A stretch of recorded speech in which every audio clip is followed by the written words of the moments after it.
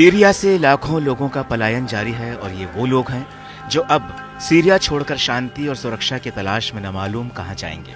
इनकी तकदीर में सीरिया लिखा है और ये सीरिया के हालातों के सताए हुए लोग हैं। सीरिया संताप बन चुका है, सीरिया संग्राम का दूसरा नाम बन चुका है, सीरिया जंग की प्रयोगशाला बन चुका है, सीरिया आतंक की फैक्ट्री बन चुका है, सीरिया साख का सवाल बन चुका है, सीरिया एक ना भरने वाला जख्म यानी अरब देशों में नासूर बन गया है। एक बार फिर विद्रोही गुटों ने सीरिया के सुकून का गला घोंटा और देखते ही देखते बारूद के गुबार से सीरिया का आसमान अपना मुंह छिपाने लगा। सीरिया अब जंग का मैदान बन चुका है उन तमाम देशों के लिए जिनके हथियारों का लाइव इस्तेमाल उनके मुल्कों में होता दिख नहीं रहा है। तभी सीरिया की जमीन पर कोई अपनी सेना के साथ तो कोई किसी देश के हथियारों के साथ फ्लावर को फायर बनाने में जुट गया है। एक नया फायर कट्टरपंथी संगठन हयात तहरीर अल शाम नाम से उभरा जिसने सीरिया को लहूलुहान कर दिया है। एक नया फायर कट्टरपंथी संगठन हयात तहरीर अल शाम नाम से उभरा जिसने सीरिया को लहूलुहान कर दिया है। एचटीएस और दूसरे विद्रोही संगठनों ने एक एक कर सीरिया के खास शहरों पर कब्जा जमाना शुरू किया जिसमें अलेप्पो और इदलिब सामरिक तौर पर बहुत मायने रखते हैं। सीरिया के बिगड़ते हालातों के पीछे ईरान ने आरोप लगाया है कि लेबनान में हिजबुल्लाह और इजराइल के बीच सीज फायर होने के अगले दिन से ही सीरिया में संघर्ष शुरू हो गया, जो साबित करता है कि सीरिया में आग लगाने के पीछे अमेरिका इजराइल हैं। और तो और सबसे बड़ा दावा यह भी किया जा रहा है कि एचटीएस को यूक्रेन हथियारों की सप्लाई कर रहा है। अरब मीडिया आउटलेट अल मयादीन के मुताबिक यूक्रेन पर आरोप है कि वो एचटीएस विद्रोहियों को एफपीवी ड्रोन और दूसरा गोला बारूद दे रहा है और साथ ही जमीनी बलों और ड्रोन ऑपरेटरों के बीच हमलों को अंजाम देने के तरीके भी सिखा रहा है।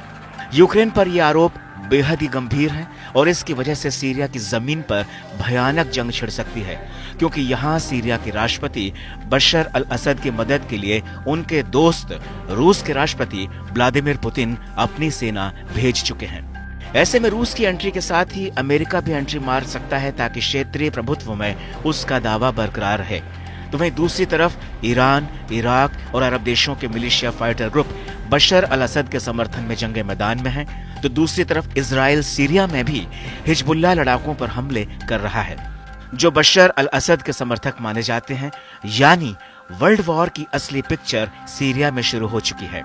इस समय सीरिया में हालात बेहद खराब हैं। अबू मोहम्मद अल जुलानी के विद्रोही गुट के लड़ाकों ने असद सरकार को खौफ में डाल दिया है।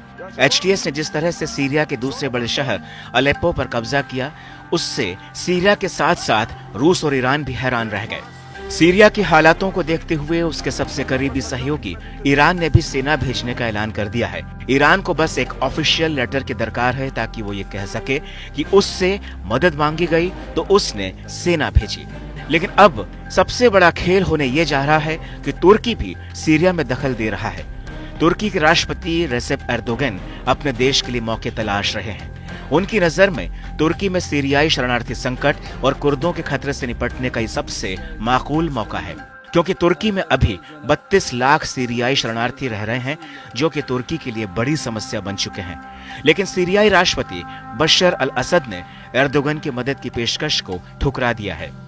सबसे बड़ी बात यह है कि हयात तहरीर अल शाम यानी एचटीएस के साथ तुर्की का रिश्ता पुराना है। एचटीएस काफी समय तक सीरिया में अल-कायदा की एक ब्रांच हुआ करता था। हालांकि तुर्की ने एचटीएस पर अल-कायदा से अपने रिश्ते खत्म करने को कहा था, लेकिन अब देखते ही देखते एचटीएस पिछले कुछ सालों में काफी ताकतवर हो चुका है और उस पर अब तुर्की का जोर नहीं रहा। वहीं साल 2011 के बाद से तुर्की और सीरिया के रिश्ते भी सामान्य नहीं रहे हैं। बहरहाल मिडिल ईस्ट में जंग का दौर थमता नहीं दिख रहा है। इजराइल हमास से शुरू हुई लड़ाई लेबनान में हिजबुल्लाह के गढ़ से गुजरते हुए सीरिया को छूकर ईरान के दिल दिमाग में उतर चुकी है और अब सीरिया का ये नया सिविल वॉर दुनिया के लिए महासंकट है, क्योंकि महाशक्तियों का यहाँ ईगो क्लैश कहीं सीरिया को कब्रिस्तान न बना डाले।